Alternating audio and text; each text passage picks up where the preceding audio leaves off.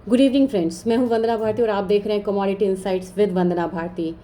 अभी हलचल ख़त्म होने वाली है नहीं और स्टेप्स जो हैं वो लिए जा रहे हैं, रिटेलिएटरी मेजर्स जो हैं वो लिए जा रहे हैं।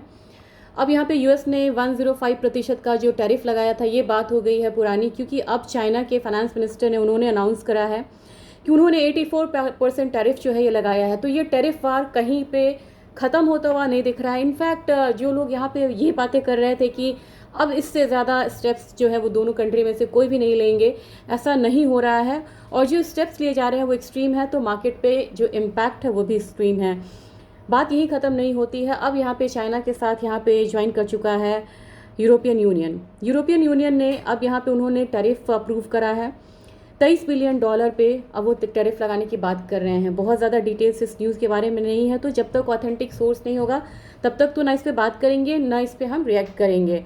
मार्केट कैसा रिएक्ट कर रही है ये एक बार देखना ज़रूरी है। इस बार मार्केट जो है, इक्विटी मार्केट यूएस का, वो संभला हुआ नज़र आ रहा है और मार्केट यहाँ पे ओवरऑल ग्रीन में है। एक बार करेक्शन आया था, फिर ऊपर की तरफ गया है। विक्स जो है, विक्स एक बार फिर से बढ़ता हुआ नज़र आ रहा है और विक्स 60 गया था यूएस का। एसएनपी विक्स को देखते हैं हम, जब वोलेटिलिटी की एक्सपेक्टेशन होती है वो अगेन हायर साइड जा रहा है। डाउ जोन्स में भी बढ़त है, लेकिन बढ़त कब तक कायम रहेगी ये कह नहीं सकते। लेकिन सबसे ज़्यादा जो बाइंग आ रही है वो यहाँ पे आ रही है ट्रेजरी में, और उससे बड़ी बाइंग अगर यहाँ पे कहीं पे आ रही है वो है यहाँ पे अगेन गोल्ड में। तो गोल्ड फिर यहाँ पे आपका इंश्योरेंस ऑफ पोर्टफोलियो का काम कर रहा है। अब इंटरनेशनल मार्केट में आपको $3150 मैंने पहला बोला था, दूसरा मैंने बोला था 3250 मैंने एक्सट्रीम टाइम के लिए बोला था। लगता है वो भी यहाँ पे आता हुआ दिख सकता है।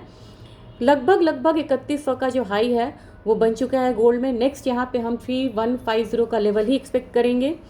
हमारे बाज़ार में क्या होगा? हमारे बाज़ार में करेंसी जो है 86.64 है, यानी कि आज 42 पैसे डिप्रिशिएट हुई है। तो अपना गोल्ड भी यहाँ पे प्रीमियम पे होगा।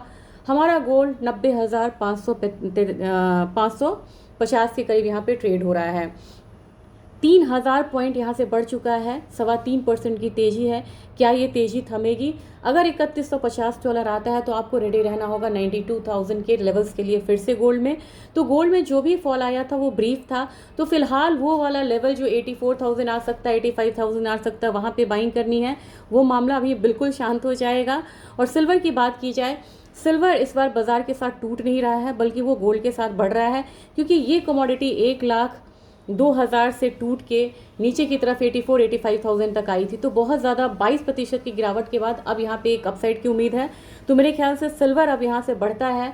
तो नेक्स्ट अगर आपको 90,800 से ऊपर की क्लोजिंग होती है तो नेक्स्ट हम 94,000 तक आता हुआ देख सकते हैं। लेकिन पहला हम यहाँ पे जो पड़ाव रखेंगे वो 92,000 तक का ही रखेंगे। इसके बाद हम 94,000 की सोचेंगे, क्योंकि सिल्वर बहुत वोलेटाइल कमोडिटी होती है। क्रूड पे आज बात ज़रूर करनी है, क्योंकि क्रूड ऑयल ने बहुत लोअर साइड आता हुआ देखा है। सारे 200 मूविंग एवरेज से यहाँ पे 200 डेज मूविंग एवरेज से नीचे ट्रेड कर रहा है। मेरे ख्याल से क्रूड में 4850 से लेके 4750 तक का एक जोन है, मैं बार बार ये लेवल्स बोलती हूँ, उस जोन तक आ सकता है। इंटरनेशनल मार्केट में $55 लगा चुका है और मेरे ख्याल से अगर 55 से नीचे जिस दिन क्लोजिंग हो जाएगी वो $50 का कंडीशन सिचुएशन फिर बनेगा।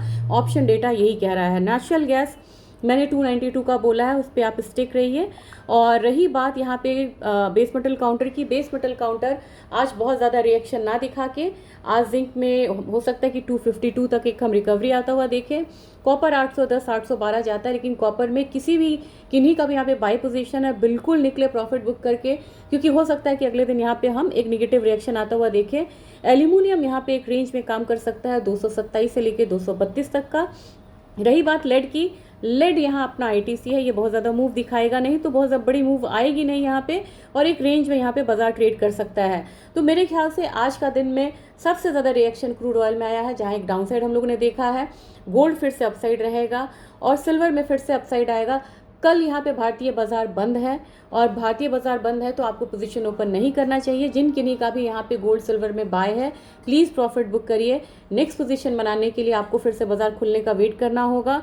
और अभी ट्रिगर्स जो भी होगा, कल मैं कोशिश करूंगी वीडियो डालने का। कुछ नया इंटरनेशनल मार्केट में ट्रिगर्स हुआ तो यहाँ पे मैं ज़रूर अपडेट करूंगी, क्योंकि एक गैप बन जाएगा परसों जब मार्केट यहाँ पे ओपन होगी। तो फिलहाल 3150 टारगेट करते हैं गोल्ड में। और इंटरनेशनल सिल्वर के बारे में नहीं मैंने बताया है, ये है अब अगला जो टारगेट अगर आता है, नेक्स्ट जो लेवल बनेगा रेजिस्टेंस, ये $32 का बनेगा।